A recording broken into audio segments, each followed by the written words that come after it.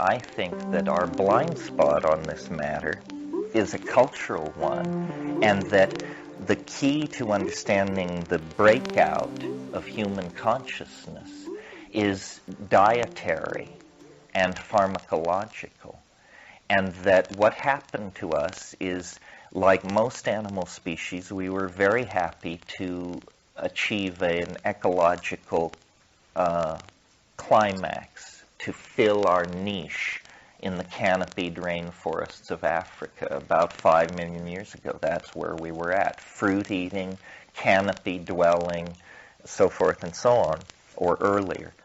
And that environment came under pressure from the evolution of the climate of the planet. It simply began to dry up. Africa is still drying up, and it's still creating political problems for human beings because of it.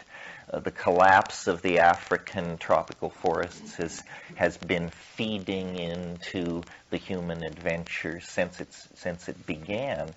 Well, an animal under pressure, environmental pressure like that, has only two choices. It can go extinct, and if its genetic component is sufficiently rigid, like a lower animal, a butterfly, a beetle or something, it will go extinct. If the food supply is threatened, it will go down with it.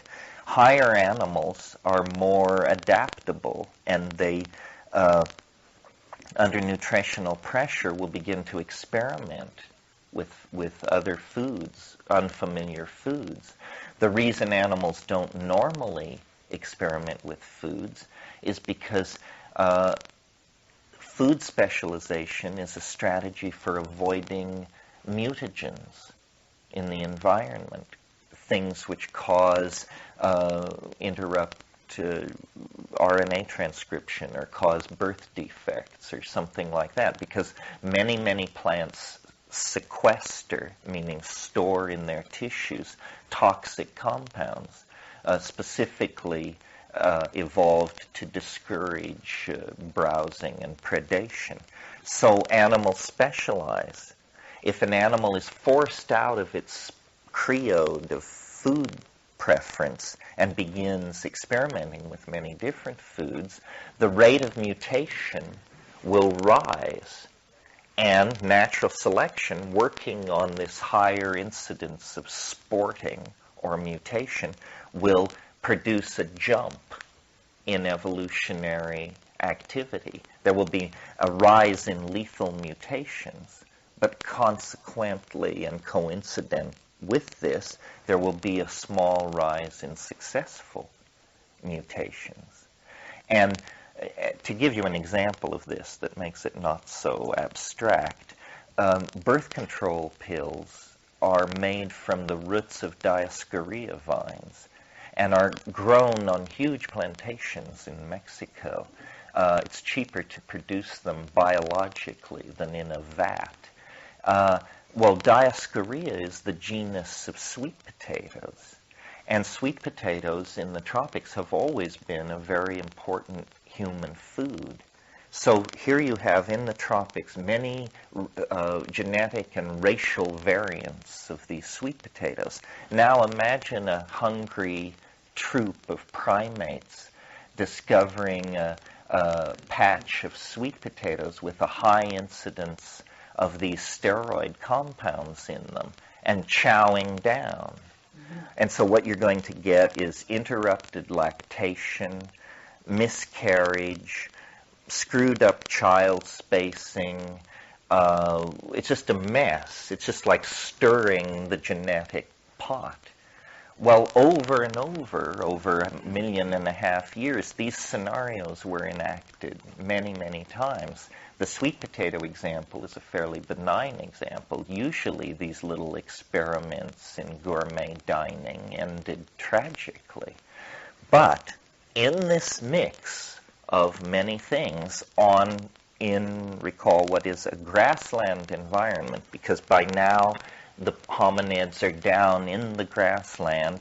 They're rooting for corms, which are the roots of grasses, which are a source of protein, and baboons still prefer these, and this is why monkeys use digging sticks. It's corms they're after. So we're foraging in a grassland environment in Africa in a situation where large ungulate animals are evolving at the same time.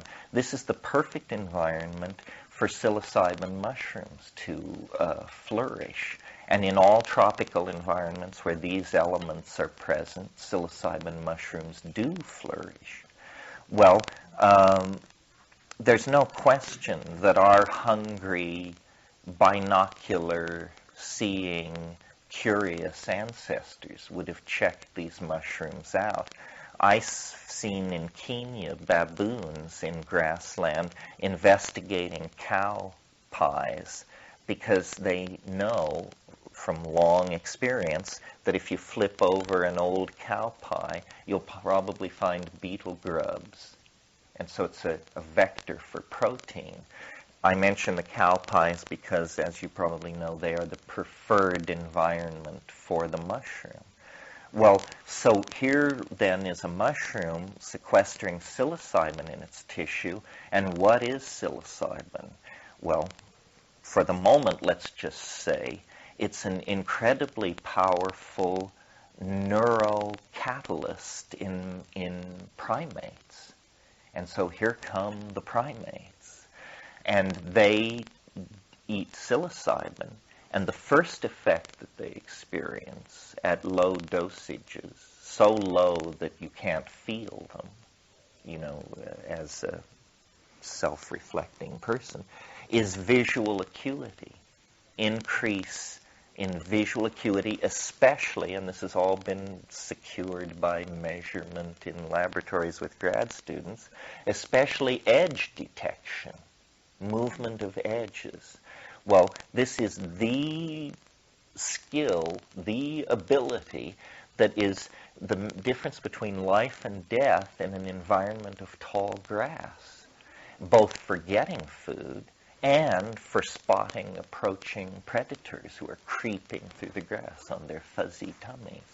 So immediately then, this chemical factor being unconsciously imbibed in the food chain begins to divide the hominids into two groups. Those that accept this item into the diet, and those that, for reasons of taste, allergy, or who knows what, don't. And they begin to be outbred. Why outbred? Because visual acuity means success in hunting. Success in hunting means a more dependable food supply for yourself and your offspring, and that's the key to evolutionary advance. To bring your own children to reproductive age is the name of the game. I mean, nature is pretty relentless about this. Okay, so that's the tiny, tiny crack in the door which allows psilocybin in concert with the hominid brain to begin to work toward higher levels of self-reflection. Now, the next level in this argument, and these levels of psilocybin use were obviously going on simultaneously. I'm just presenting them incrementally. Some animals would not be content with simply browsing psilocybin mushrooms as part of their hunting and gathering regimen. Some would take more. Some would take more. And a middle-range dose of psilocybin, which can be obtained from just 2 or 3 specimens, I mean, it would quickly be attainable, involves CNS arousal, central nervous system arousal, which is the feeling you have after a double cappuccino. You know, you can't sit down, you're restless, you're maybe dancing is a possibility, and you're just agitated. And in highly sexed animals like primates, this CNS arousal means erection in the male. And, without the advent of Christian and Calvinistic rectitude, our primate ancestors probably fell to humping at every opportunity. We certainly see this in the bonobo, the pygmy chimpanzee, which is our genetically nearest relative. Well, from an anthropologist's point of view, more sex activity means more of what they call successful copulation. It means a second factor is acting in this population to outbreed the non-psilocybin using members of the group. The better fed, more successful hunters, feeling more frisky, are having more sex, and more children are being born into the psilocybin using members of the tribal set than the non-psilocybin using. And simultaneous in time, yet higher doses would be taken. I mean, 3 mushrooms puts you in the mood for hanky-panky. 6 to 8 mushrooms nails you to the ground by the campfire, and there is no thought of hunting or sex or even movement, because your boundaries are dissolved, you have fallen into trance. And we, with all our intellectual sophistication, Moonflight, Heidegger, advanced mathematics, we still can't get a handle on what this stuff does to us. We still come down quaking with awe. And so you can imagine its impact on a hominid of the high Paleolithic. I mean, it was literally, if people were naive enough to think that thunder and lightning could have inspired religion, they should take 5 grams of psilocybin on a dark, stormy night in a desert grassland and see if that doesn't carry you over the brink. So an extraordinary thing is happening here. What's being proposed is a kind of symbiosis that this hominid has discovered by accident, I'm sure, a factor in the environment, a chemical factor, which is just beginning to open a doorway onto successful food, which means happiness, a different sexual style. And this is something I want to talk about that's very important, because you might say, well, that's all very well, and maybe you're right, maybe you're wrong, but so what? It's a long time ago. But I draw a political implication from all of this, because we have a lot of, behaviorally, we're messed up. And how could we have gotten so far and yet be so messed up? Or what's the deal? And I think it all goes back to this same set of factors. When you look at the primates, even the pre-hominids, I mean, back into the squirrel monkeys and the lemurs, even the old world primates, they all have what are called dominance hierarchies. And that means that the hard-bodied, long-fanged young males control everybody. They control women, of course, children certainly, the elderly, the homosexual, and the ill. Everybody's taking orders from the tough guys in the hood. This is how primates do it, and it's how we do it today, sitting here. And of course, we're self-reflecting beings. We build spaceships, we etch circuits on pinheads and so forth. But male dominance hierarchies are how our society is run. There may be some whining and criticism at the edges, but the fact of the matter is that's how it is. And it's not a happy situation. It's not making things better. So the psilocybin, I think, acted because of this eroticizing factor, psychedelic/erotic factor. I think that it overwhelmed that tendency toward male dominance. that it was like a pharmacological intervention on a maladaptive social habit, and that this group sexuality, this orgiastic sexuality that established itself in the high Paleolithic and only faded out 7 or 8 to 10,000 years ago, was artificial in the sense that primate genetics and behavioral programming would not maintain it except in the presence of psilocybin. And so the tendency to form monogamous pairs, which is strong in the primates and strong in us, was interrupted for a long, long period of time, the very period of time when consciousness was emerging. And it was interrupted because of this eroticization factor, which is very strong in us. It's strong in all the primates, but more in us than any other. You know, other primates have estrus cycles. They have heats where the females go into fertility, and the sexual stuff is confined to 1 or 2 parts of the year. We are the only up and ready species, and all of these changes had to do with creating a very strong social glue among these tribal groups, because you see the social consequence of orgy is that men cannot trace lines of male paternity. That's really what it's about. The women know whose children they have, in terms of that they are the mother, because they birth the children. But men's loyalty then goes to the group, and it creates an incredibly strong social glue. During this same period where psilocybin was suppressing monogamous pair bonding and establishing instead this orgiastic sexual style, it was responsible for glossolalia. It triggers glossolalia, even in modern human beings. Do you all know what glossolalia is? It's speaking in tongues.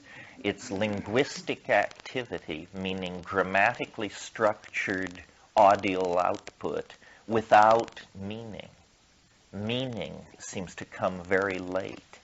And in trying to imagine how language could possibly have evolved, the only way that makes sense to me is to suppose that it preceded meaning, that it's a kind of entertainment where you chop up time with sound.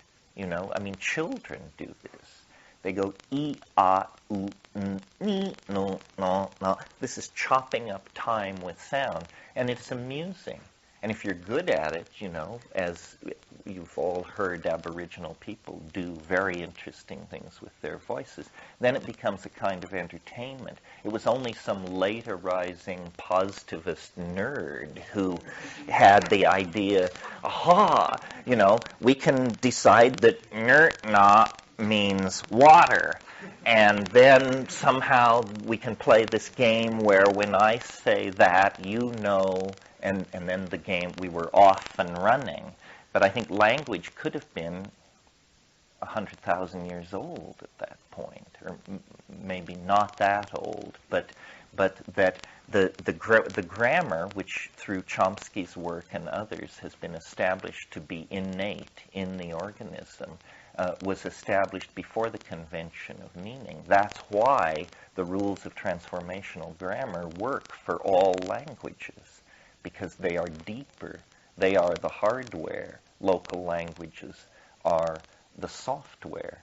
Well, so during this period, when human beings and mushrooms and cattle were evolving a tighter and tighter relationship on the Saharan grasslands, this is the period when everything about us that we think of as human came into existence. Theater, poetry, ethics, religion, symbolic representation, language, the whole toolkit was evolved under conditions of dissolved male dominance maintained by a relationship to an indole-containing plant.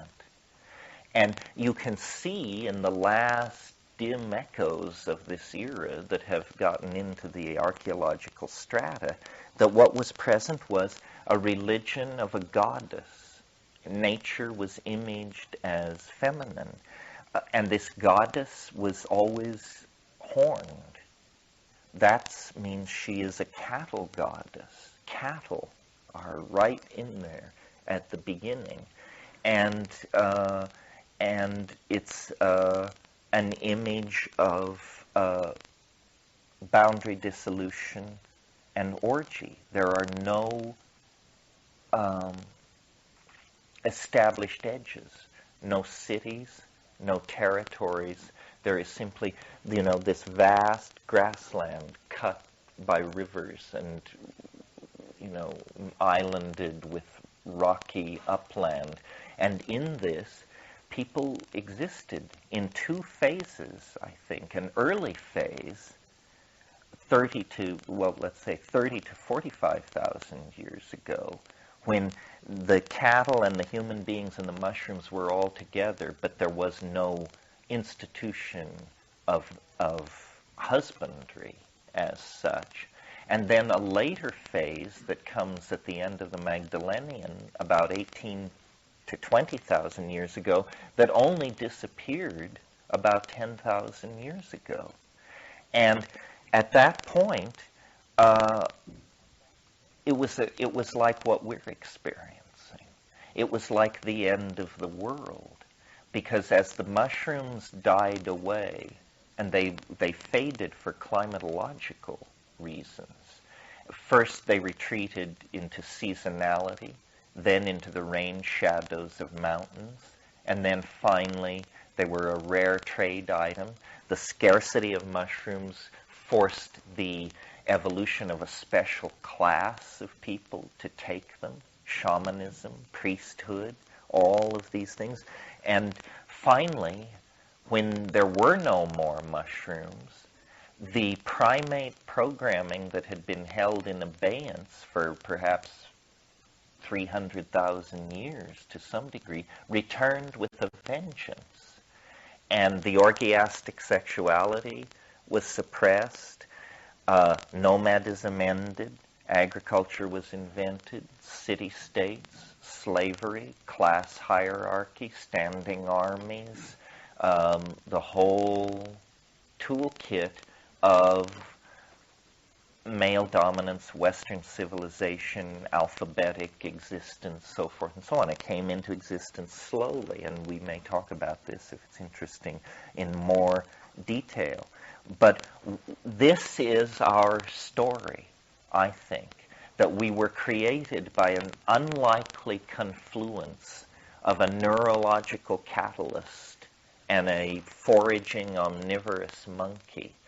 That catalysis created a kind of paradise in the mind and in the body of the first intelligent beings on the planet, and that when, for reasons that we couldn't understand at the time, the evolution of the climate of the planet, the connection was broken, we fell into history. We lost our compass because this psychedelic experience is the bridge between our species and the Gaian intent, the larger overstructure of planetary unfolding. And without this pipeline into the Gaian intent, history becomes, we try to make it up ourselves. We try to make up the agenda. And the only agenda we've been able to dream up is to dominate each other, to conquer territory, to deal stuff to each other, and so forth and so on. I mean, it's the forward march toward the transcendental object that was well underway 10,000 years ago turned into a kind of bargain basement flea market with no direction at all. And that's what we've been doing for several thousand years. Well, is there any question at this point? I mean, that's part of the story. But this is in answer to your question, believe it or not. I don't want to interrupt his question, was so much more profound. But this morning at breakfast, I asked this question last night, and we were discussing it, and we still don't have, I think, a handle on what you meant when you were saying the end of history. Oh. What history, and were you talking, because every day is a history. So well, we can go back to that. We're close enough. I can see it from here. There are two ways of being in the world if you're an intelligent creature. One is where the present is this hairline division between the past and the future. And the past exists in memory largely for the coordination of some agenda in the future. And that's history. That's how the historical mind works. It coordinates the past toward the future. It's the idea of progress. It's the idea that we are on our way somewhere and each generation should take a step down the road. You know, these kinds of metaphors of movement. And then Merciliad talked about, and we could adopt his terminology, he talked about profane and sacral time. And he said history is profane. Every moment is unique, and every moment anticipates the future. And then he talked about the other kind of time, sacral time, where every action is what he called paradigmatic. That means every act is a repetition of a ritual act that occurred at the beginning. And so every father is somehow the first father. Every mother is the first mother. And people are conscious in the living of their lives of reenacting the paradigmatic activities. This is what we mean by the wisdom of the ancestors. You know, the wisdom of the ancestors is the paradigmatic activity. And there is a Tao. I mean, it's real. For instance, there is a way, I'm not sure I know it, but there is a way that McKennas have picked up small objects for thousands of years, presumably. McKennas, my people. And if I pick up an object that way, that's the easy way for me to do it. Because the Tao of the ancestors is blowing through the action. If I leave the Tao of the ancestors and do it some other way, it drains energy. And so the anhistorical people are always attempting to recreate an original perfection. And the historical people are the anhistorical people are trying to create an original perfection in the moment through their existential validity, through their being, through their soul, we say. That's what we mean when we say they have soul. The historical psychology is all about this stretched dimension of obligation, that there was a fall, that something must be fixed, that when it is fixed, then there will be this sense of satisfaction. But until then, somehow, you know, we are flawed. St. Augustine said, "O felix culpa," "O happy flaw," because he saw that flaw as permitting the drama of redemption. You know, I would offer a big no thank you to the drama of redemption. I would just like to go get loaded in the woods myself. But, so, and here, let me see if I can now connect this to what I wanted to say this morning, which is pretty close and maybe brings this all together. History is not something that we do. This is part of what the problem has been. We have thought of history as something that we do. History is something that is done to us. And therefore, we are not responsible. This is the first thing to understand. History is a process. It's like waves in the ocean, and you are a cork. And for the cork to struggle with its moral responsibility for the waves in the ocean is for it to woefully misperceive where in the cosmos it's actually located. See, what happened to... There are two ways of seeing in the world. There's the world of space. And this is the world that we have conquered.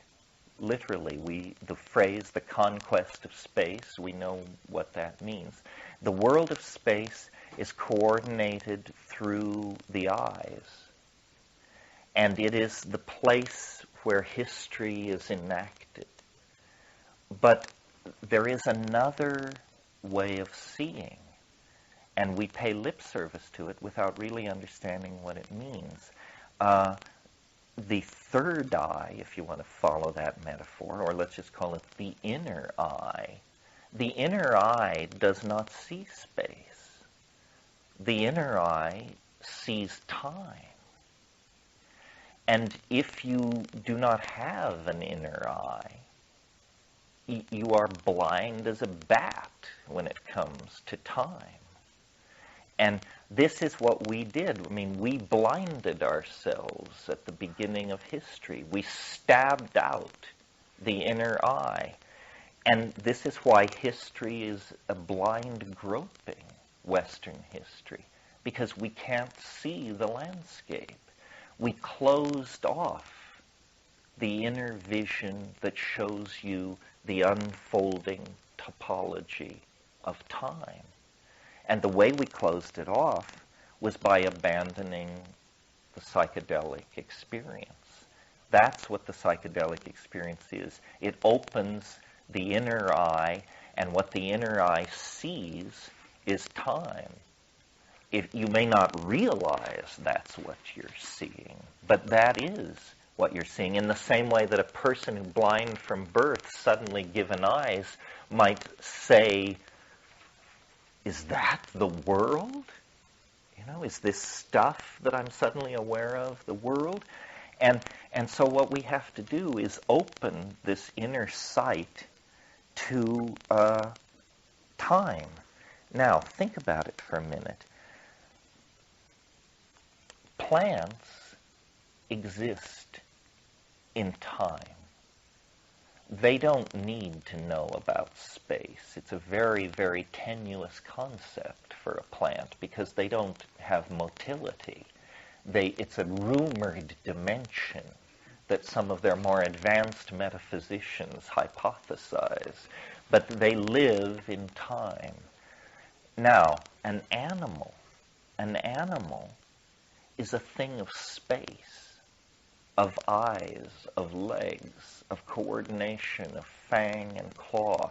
It's a thing in the environment. And as the higher animals, as you advance up the animal phylogeny, you see a slight claiming of the dimension of time by these spatially fulfilled creatures called animals.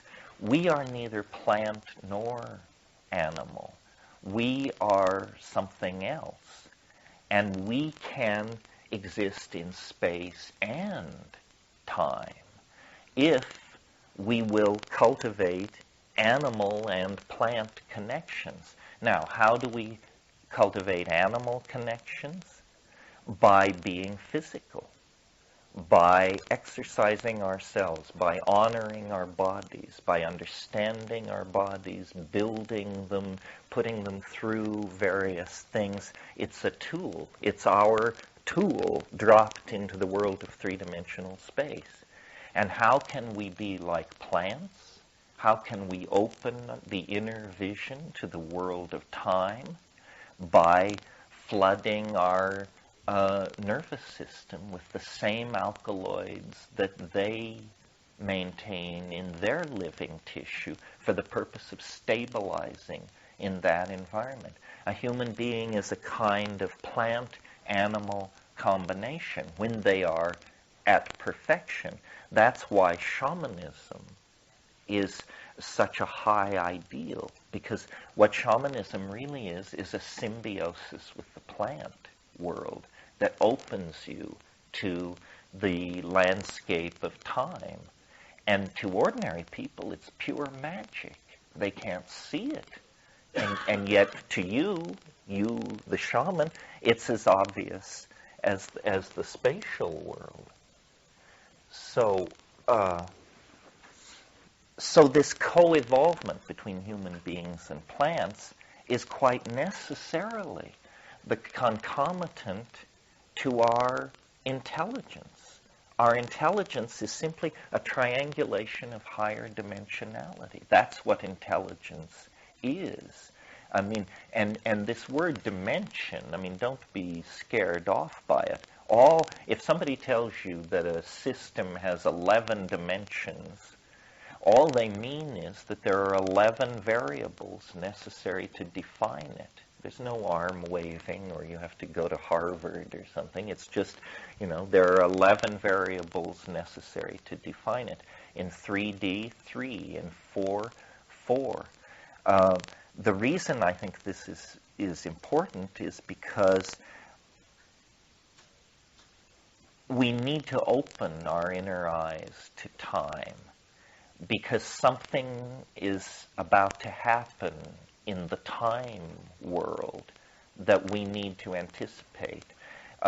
This is what I call this transcendental object toward which we are being pulled, that the vision of time built by people without inner eyes, i.e. science, is a woefully simplistic notion. The way science views time is as a perfectly flat plane, utterly featureless at all levels of magnification.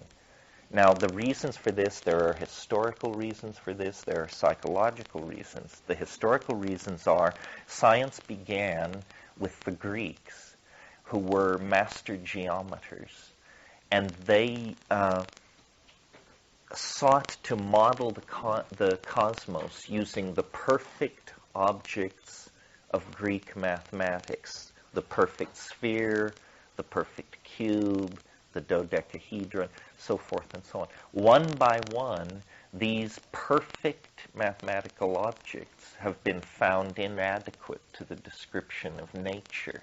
For example, the most spectacular and well understood example, up until the time of Copernicus, the orbits of the planets were described using perfect circles, because the planets were thought to be gods, and thus what else could they do but move in perfect circles?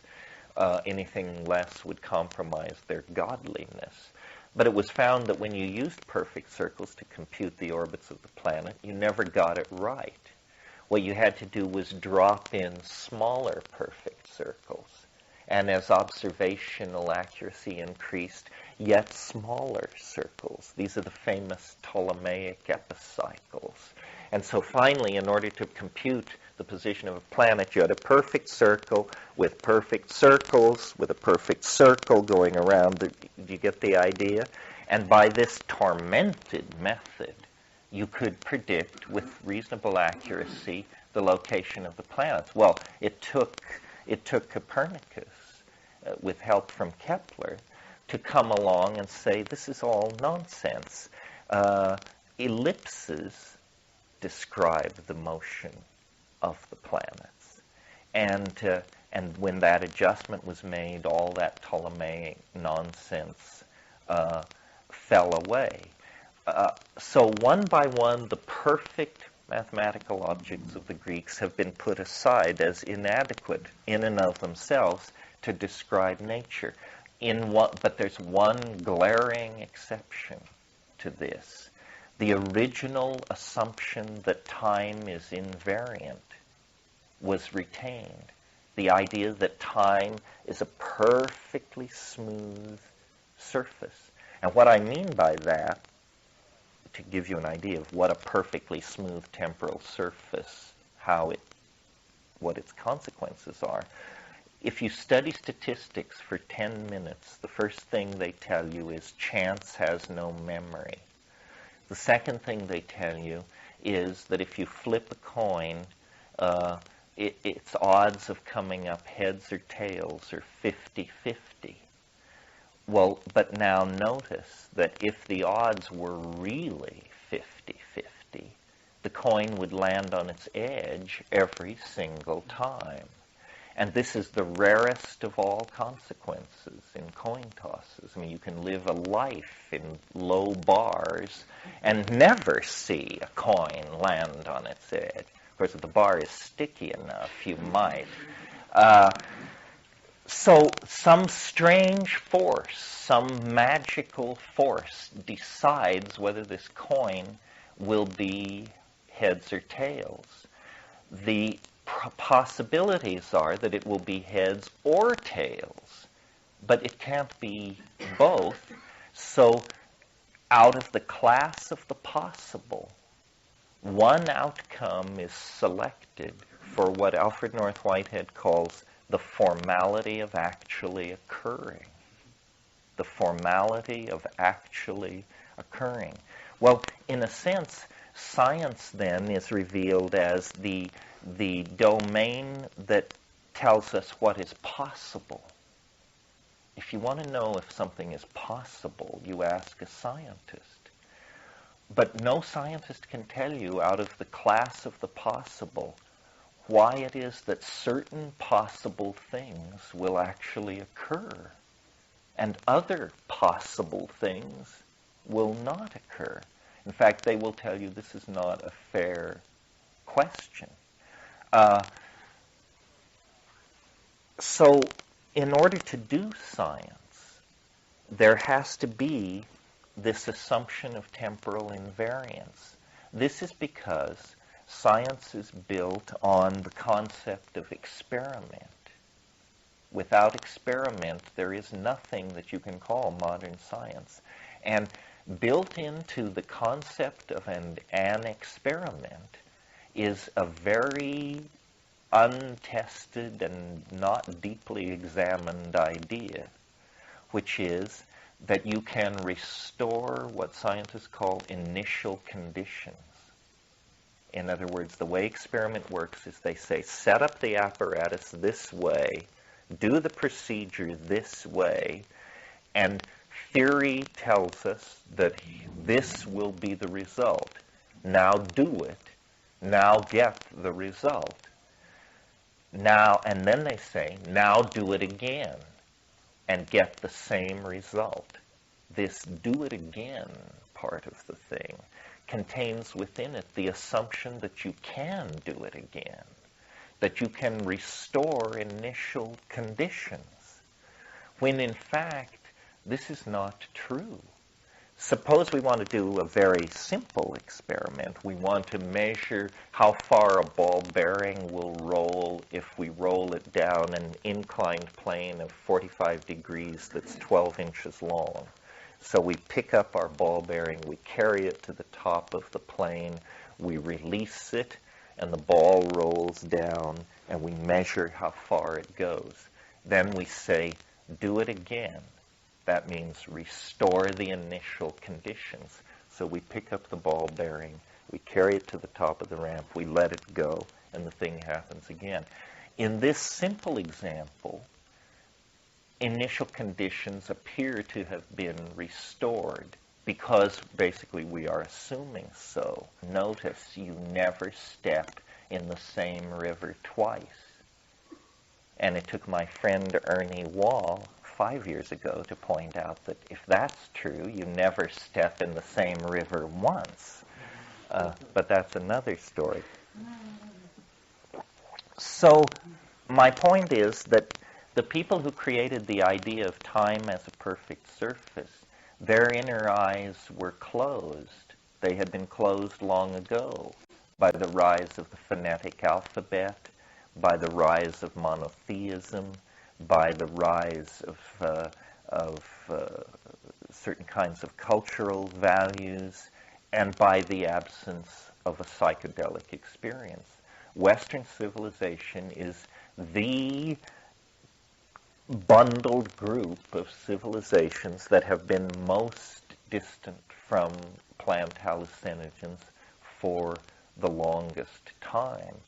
And all this shamanism that seems so mysterious to us is simply because we have lost touch with something that is as obvious to those who have not lost touch with it as the three-dimensional world we see around us is to ourselves.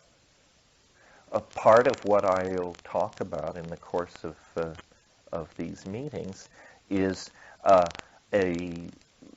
theory of time that is derived from the I Ching.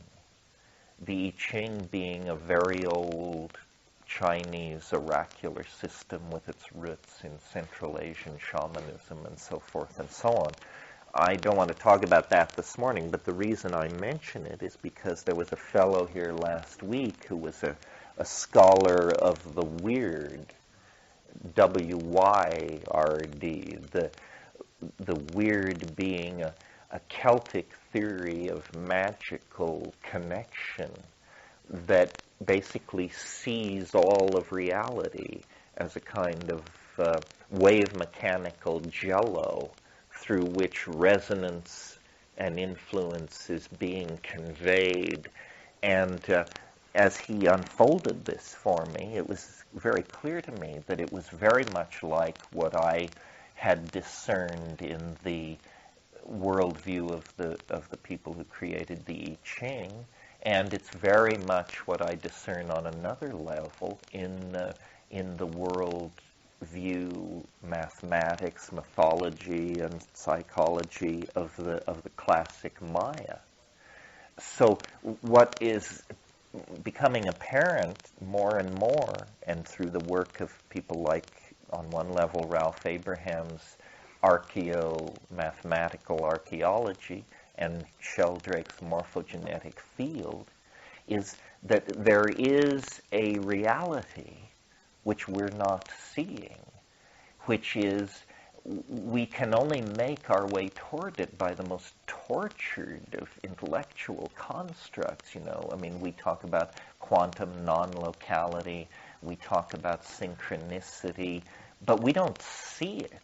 We construct, we're like blind people, polishing a Cadillac in darkness or something, working from theory. We don't know what we have, but there is a way to actually see it, to have it snap into being for you in the same way that this world comes into focus, and by opening your eyes. And experientially, the way to force it, as it were, is through the psychedelic experience. But then, in the face of that, the proper response is you have to assimilate the psychedelic experience, which means you have to be stoned without taking anything, not chemically stoned, but intellectually stoned. In other words, you have to use your time in those places to understand the rules of that game, and then continue to play that game when you're out of it, when you're back here, in the here and now. And, cultivate these shamanic skills. And I don't think it can be done without an ideology. It is a feeling-toned thing. It is a feeling-toned thing, but without a matrix of conceptual overstructure to pour the feeling into, the feeling will fade. the feeling will fade over time, and then you'll have to renew it, which isn't such a terrible thing. But it is very nice to bring it out and to have it with you as something that you can call on. And what does it boil down to? Well, one definition of a shaman, or of shamanism, that I really like is a shaman is someone who understands how the world really works. That's all it's about. And not how people say it works, or how it seems to work, or how it sometimes works, but how it really works. I mean, and that's all science aspires to as well. A scientist wants to be somebody who understands how the world really works. The problem is the world they end up talking about is the black hole at the core of the Andromeda galaxy and the strange quark, when what you want to know is why your girlfriend left you and why you can't make money and so forth and so on. How does the world really work? And the way you measure progress on the shamanic path, I think, is by how smoothly the world is functioning for you. You know, even in the Bible it says something about the mountains will become valleys and the way will be made straight. All it means is, it's that thing I was talking about a few minutes ago, the Tao of the ancestors. You know, to my mind, in a perfect world, there would only be Tao, and it would be perceived as purely ego. Do you see how that would work? You know, in other words, you would always do the right thing because it was the right thing. That's what we're trying to reach, a place where there is only Tao and all that is perceived is will. But will then is Tao. You know, you've finally gotten it right. That's why, you know, if people can dance in waterfalls, if they can do all these astonishing things, that's how they do it, by becoming nothing more than a vessel for the pure intent of the Tao. Yeah. And you said the shaman can see how it really works. Well, that's still the viewpoint from his own personal subjective reality. So if you get two shamans together, you can almost guarantee they wouldn't agree. Particularly if you take a geographical distance. You take a shaman from Turkey and take a shaman from Mexico, let's say. They both have their own background. And so it's, when you say really, anytime somebody tells me about reality, I say reality is subjective. Well, it is and it isn't. In other words, the great work on shamanism is Merciliad's shamanism, the archaic techniques of ecstasy. And the fact that there can even be a global phenomenon called shamanism means there are certain distinguishing features in all times and places. I mean, you are right that there might be disagreement between the Turkish shaman and the Amazonian shaman, but I maintain not if you can get a clear enough channel of communication. In other words, there are cultural differences, linguistic differences, but finally both guys are looking at the same mountain. They're just, or both people, they're just looking through different eyes. Iliad was able to define a number of cross-cultural indices that seem archetypically true of shamanism. I mean, shamanism is about a supramundane world, sometimes imagined as in the sky, sometimes imagined as below the earth. The shaman must attain a superhuman condition to translate his or herself into that domain. It's the domain, the proper theater for curing and for the recovery of the soul, which is curing, or the guiding of the soul into the after death. One of the things that's so interesting to me is I've never met a shaman who said that they had it all figured out. It is an exploratory dimension curiosity, not orthodoxy, is the defining characteristic of true shamans. And where curiosity begins to give way to orthodoxy and ritual, then you're on your way to priestcraft.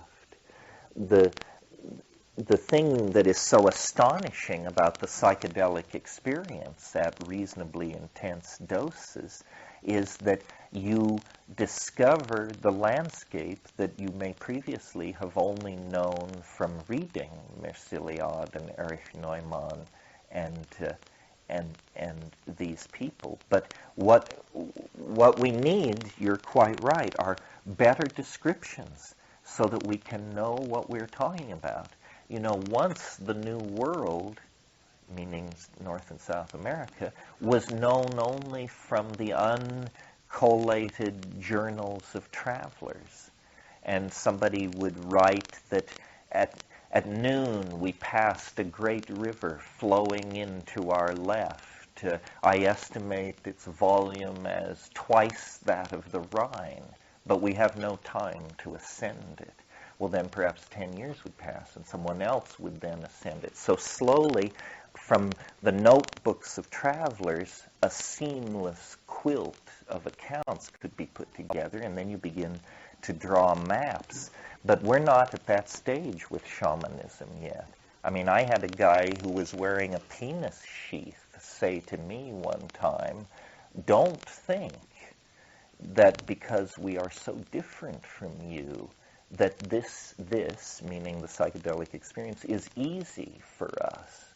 It's not easy for any human being." And I think that's true. We imagine that somehow we're the odd one out. But I met great caution among shamans in the Amazon. They had a healthy respect of those places. I was the guy who wanted to go in and shine my flashlight around and sketch the walls and make the maps.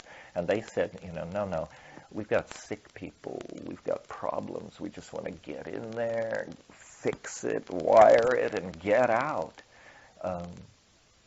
So I guess that's the difference between medical research and being the village doctor. Yeah.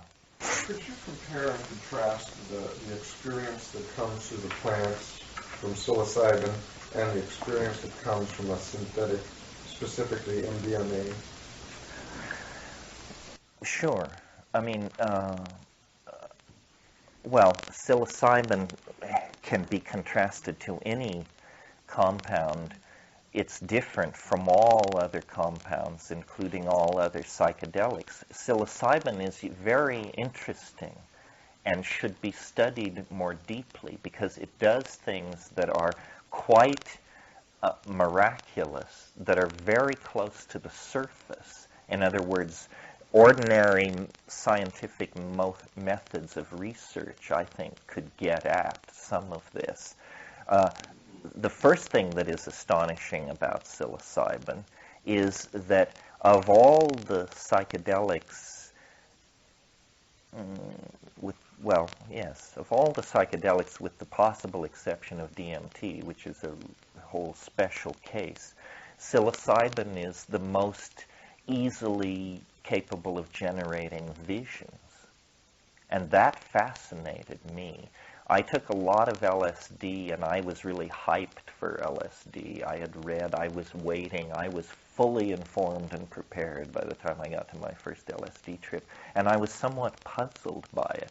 It did completely take me apart, and I thought many strange things and had many insights, but I had thought that it would be like the Havelock Ellis description, the ruined cities dripping with jewels, the vast jungles, the strange machinery, all that.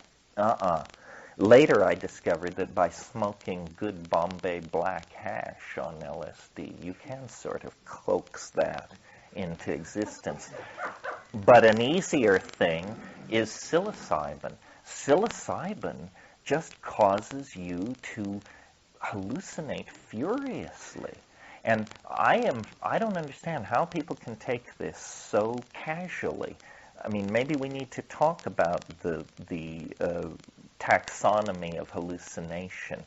When I say hallucination, I'm not talking about the walls breathing or something like that. I'm not even talking about those little things that look like fans that go that are on, like, that cover everything like wallpaper, you know, when you open your eyes. I mean, those are hallucinations of some sort. I think they're called hypnagogia or eidetic phosphenes or something, but that's all in the visual pathway. That's about the eye. What I'm interested in at that point is not the eye, but the mind. And on psilocybin, my God, you know, red velvet draperies are raised to an enormous organ tone, and then you just sail off into the most grandiose and extravagant architectonic unfoldment. I mean, there are no words for it. You don't know whether you're in a cyber remake of Chartres Cathedral, or you're inside somebody's television set, or you're walking around inside some kind of organism from Arcturus, or what is going on. And after a good psilocybin trip, you know, your eyes are like bugging out of your head. I mean, you have spent, it's like going to Upper Madison Avenue with money in your pocket. You have just been looking and looking and looking for hours and hours. And this stuff, before I got, or as I was getting into all this, my interest was Jungian psychology and art history. The fields which set you up for being able to recognize motifs, trace them through time, and understand how the various art movements of whatever centuries you're looking at fit together, and plus a deep faith in the archetypal foundations of human imagery and so forth. None of that was there. It was, as I said, a Niagara of alien beauty. It was beyond anticipating. It was that I, Joe Nobody, in an hour, seemed to be seeing more art of higher quality than the human family had produced in the last 1,000 years. And for me, it was, first of all, an absolute aesthetic ecstasy to see that much stuff, to hit the main frame, and then say, oh, I see, so this is what they're talking about, not all that babbling about looking at the folds of your trousers and, you know, but this is something. I mean, this is civilization-shattering stuff. I don't see how they keep the lid on it. And I still don't see how they keep the lid on it. However, that, it turns out, is not the most interesting, or, well, it may be the most interesting. It is not the most unique feature of psilocybin. Without doubt, in my mind, the most unique feature of psilocybin is that it speaks. It speaks in your native tongue. And that is absolutely confounding to the rational mind. I mean, that's what makes a believer out of most skeptics. Because, you know, drugs, of course, you can imagine that a drug would mess with your mind and you would see strange things. That doesn't seem too over the top. But that you could take a drug that would drop a heavy hand on your shoulder and say, my friend, there are a few things you need to understand. Number one. Number two. Meanwhile, you know, you're bursting into tears, you're abreacting furiously because it's right. It's wiser than you could have possibly imagined, and it knows you better than you know yourself. And it's not wasting time. It's cutting to the chase. And this is astonishing to me. Who's in there? Who's in there? Is it the mushroom? Is it just straightforwardly that this thing growing on a cow pie in the pasture somehow has the capacity to unfold itself in my mind and lecture me on quantum physics, art history, the history of the galaxy, the destiny of the species, or what is going on there exactly?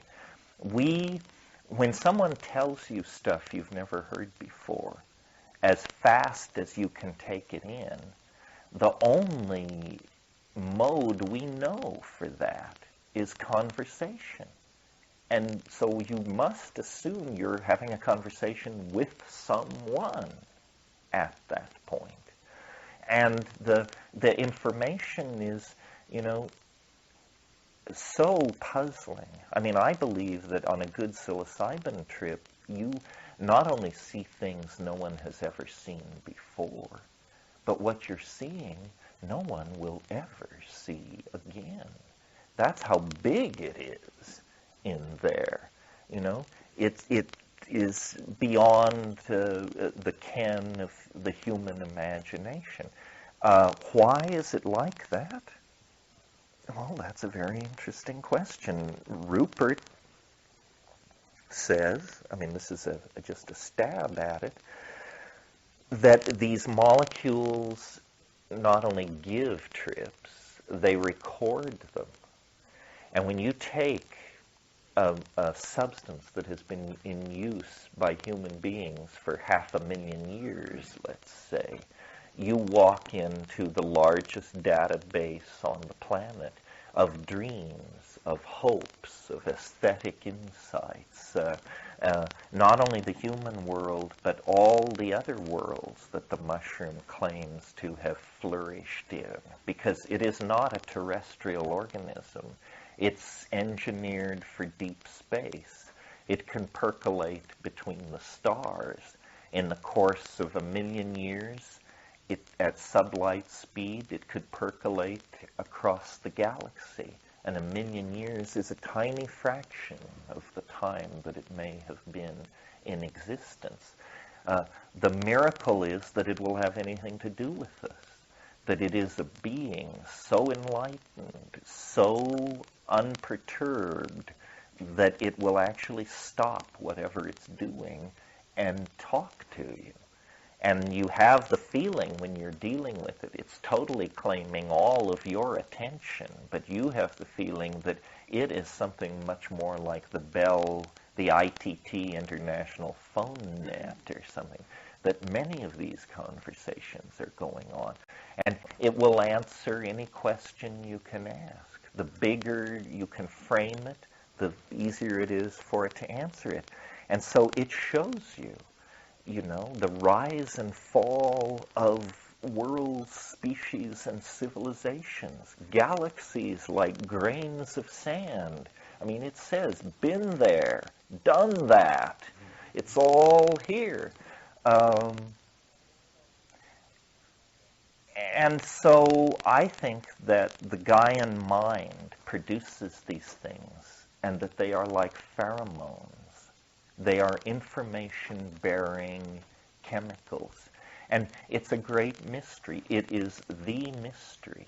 I have scoured this planet, done yoga, done this, done that, scratched pentacles in sand, made monstrous offerings at crossroads under the dark of a scorpionic moon, done it, been there, all that stuff. Nothing works. It's all horseshit. Nothing works except this.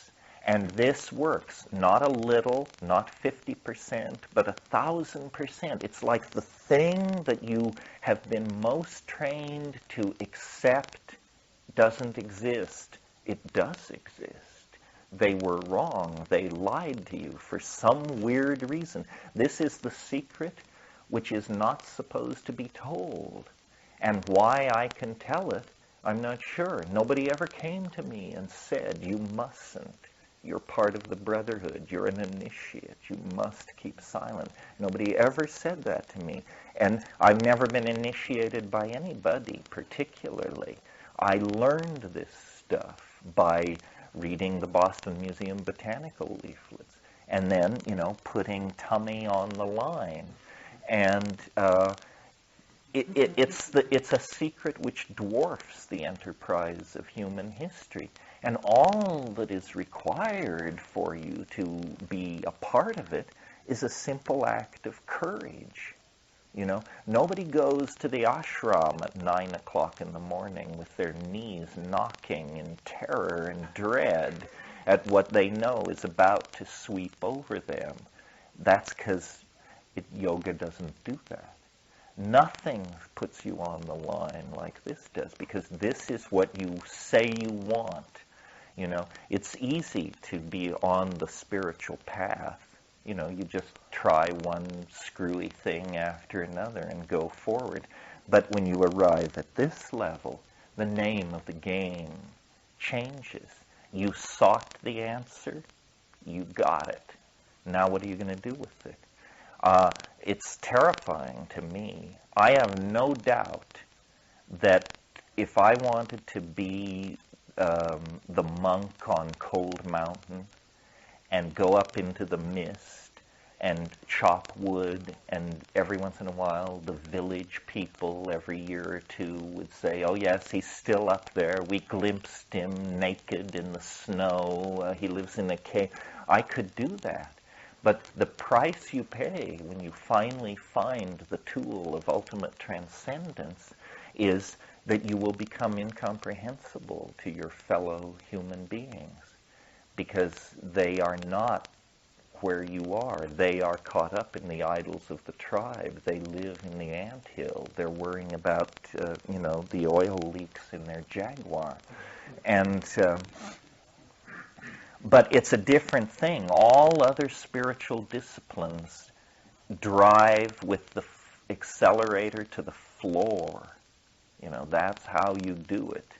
When you come to psychedelics, suddenly there arises a great interest in locating the brakes.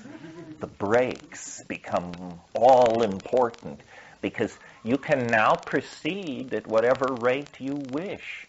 It's no longer what Baba says or when the next workshop by Dr. So-and-so is held. It's now you have been given the power to move as far and as fast into this dimension as you want. And the joys are absolutely real, and so are the risks. We don't know what the limits of the human mind are. We don't know how much you can gaze upon and still, play any role in the social community. I mean, I'm a graduate of the H.P. Lovecraft school of this stuff. There are some truths too bizarre for the mind to even brush against. And I've had that feeling with the mushroom. I mean, sometimes because we have dialogues, Hasidic, great raving Hasidic dialogues. And one of the things I have said to it at times is, show me yourself. Show me what you are, not for the talking monkeys. Show me what you are for yourself.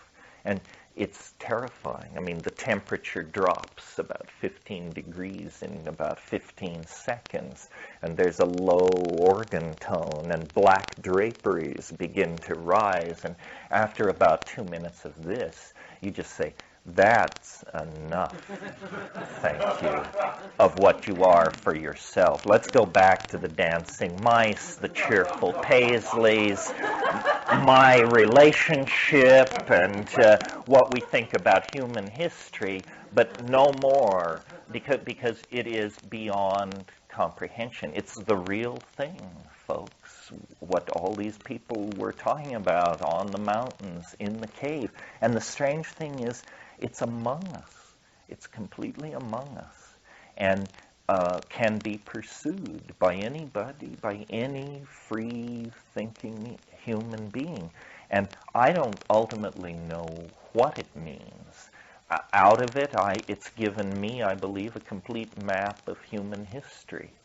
That's the equivalent of trading a knife and a can of sardines to a starving Witoto in some baboon asshole outpost on a river. It meant nothing to it to give me a complete map of human history and a new vision of higher mathematics.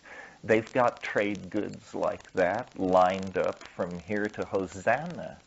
And so it's just all about, what you are willing to ask for. I don't know what it means. I don't believe in believing. I don't believe in drawing conclusions. But I do believe that life is a staggering opportunity for adventure. I mean, people who are complaining that things are too dull haven't the faintest notion of how weird it can get in a hurry, if that's what you're interested in. Yeah. And now, from the chemist's bench, MDMA. Yes. MDMA, well, first of all drugs are different from each other. They do different things. The MDMA, if we just speak in a language that ordinary pharmacologists would approve of, MDMA is a cyclicized amphetamine that seems very useful in the hands of therapists who are trying to coax people into a deeper level of self-reflection about their personal dilemmas. It's a kind of catalyst for reflexive thought, and very effective, although most effective in the hands of someone who can guide that. It isn't in the same league as these psychedelics. I guess what we should say here is, bear in mind, there are many, many, many, many kinds of altered states.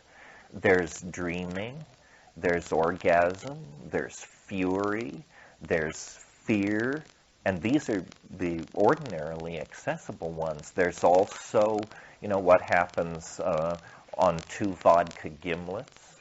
There's what happens when you take Valium, or when you take Prozac, or Ritalin, or amphetamine, or MDA, or things like tropanes, which have been used by shamans all over the world, which I don't have any interest at all in.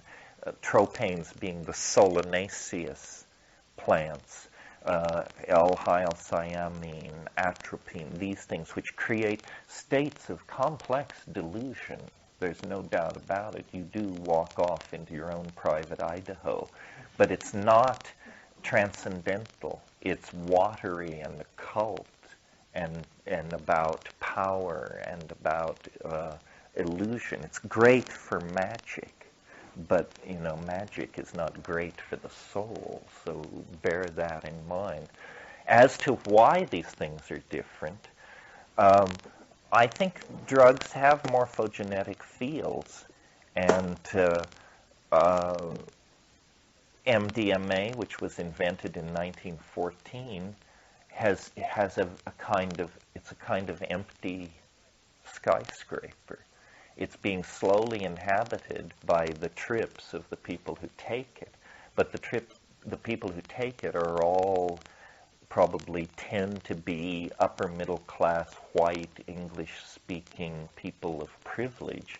So we're not getting a deep slice of deep demographic slice. As to whether or not I approve of it, yeah, I pretty much approve of it. I mean, I approve of whatever works. The pharmacological profile is a little unsettling.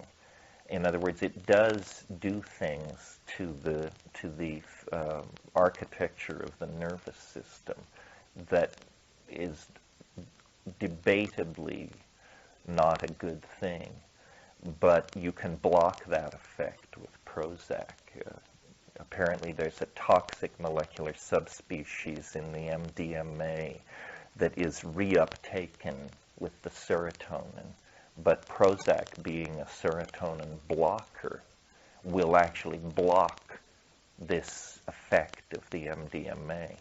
well, I'm not advocating that you take Prozac or MDMA, but I also don't think people should be treated like children, so you should know this. If you are taking a lot of MDMA, I think it might not be a bad idea to discuss your situation with a pharmacologist, not with a psychiatrist, but I mean to discuss the chemical nature of what you're doing. Yeah. Can I check that spider one piece? It almost looked like a black widow right underneath your cushion. Right under my cushion. I squashed it? I didn't. He might not be. No, it's not a black widow. But scram. It's a small tarantula of some sort. There he goes. Good, you're paying attention. Yes. Referring back to a couple things that you mentioned. You mentioned about the Gaian intent, and first thing is I'm curious to know what you might think that is. And you made the statement, we're being pulled toward a transcendental object. Right. And is there, what do you think the relationship is between what we're being pulled toward and the Gaian intent? Is that intent directed towards the thing we're being pulled towards?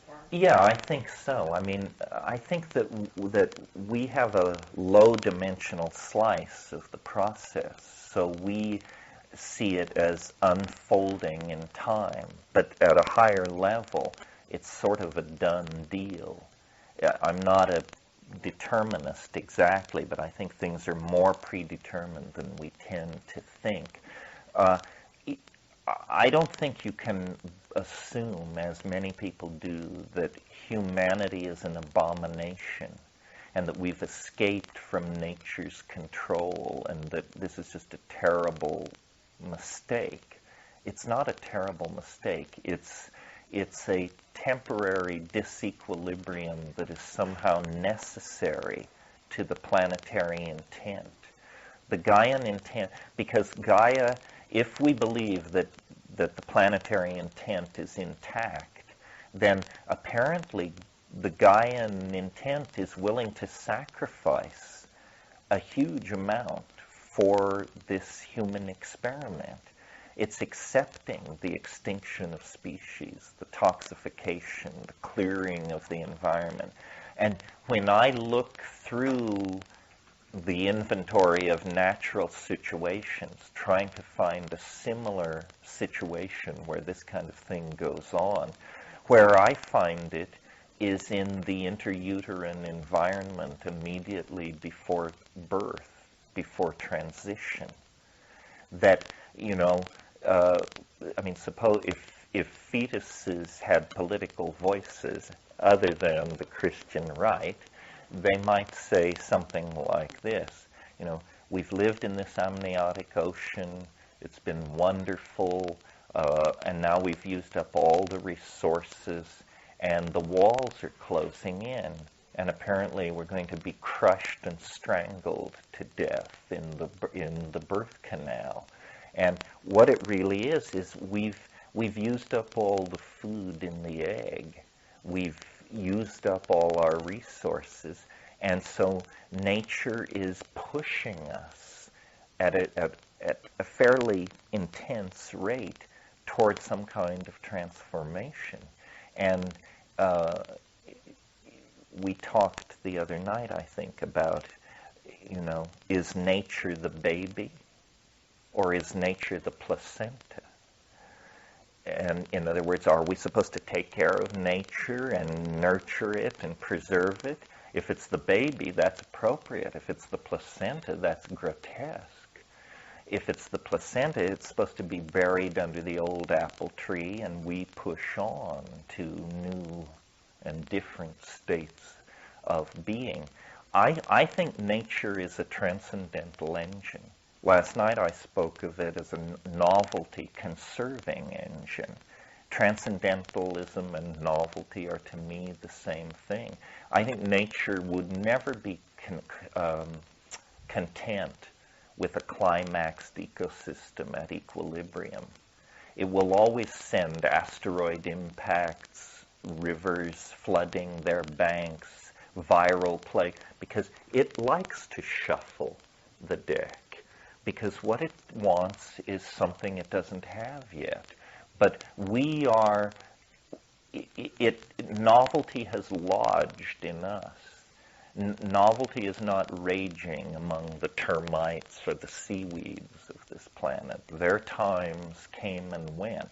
It's concentrated in the mammalian order, in the primates, in the Homo sapiens. And I think that, life left the ocean. And that was an enormous dimensional transition.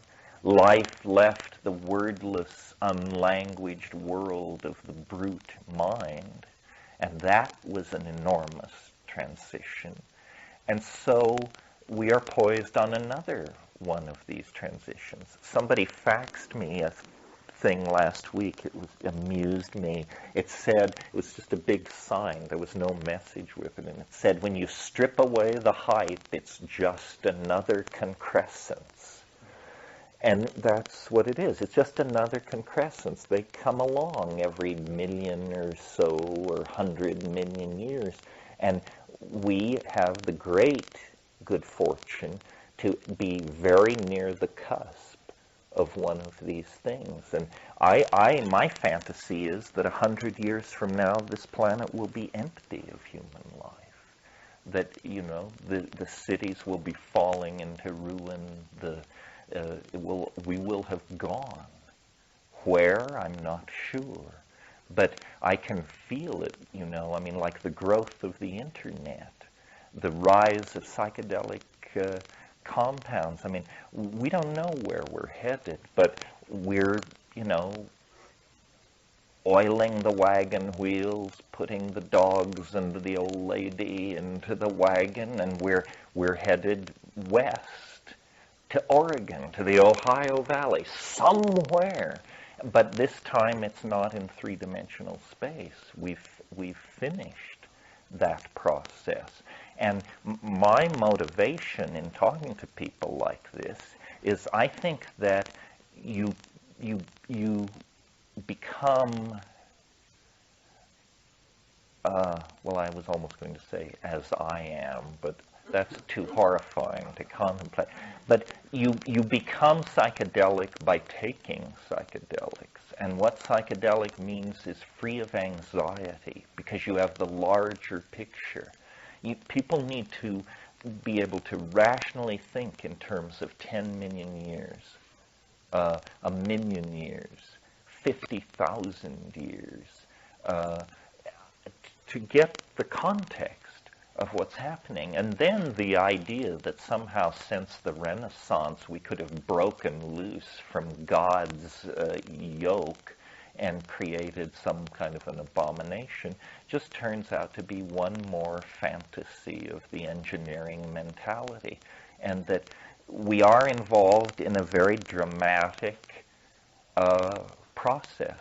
We have turned a corner in the fractal labyrinth of becoming, and suddenly we get a shot of a vista we never suspected. But clearly we're going to live in the imagination. And whether that means no bodies at all, or some kind of electronic coral reef on the moon that we all march into, whether it means lucid dreaming forever, or what exactly it means, we don't have to understand at this point how the I's will be dotted and the T's crossed. All we have to understand is that this is where we're headed, and it's been on paper since William Blake. He said, the divine imagination is the course of futurity. Well, here we are in futurity, folks. And I am not technophobic at all. I'm politically phobic. But I think technology is nothing more than biology pursued by other means, which is a paraphrase of Clausewitz's definition of war. He said, war is politics pursued by other means. But I think Technology is biology pursuing other means.